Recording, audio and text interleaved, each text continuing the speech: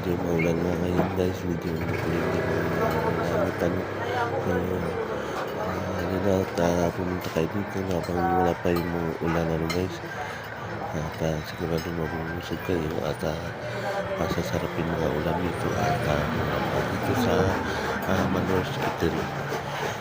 So yun lang guys, maraming salamat ulit sa mga video guys.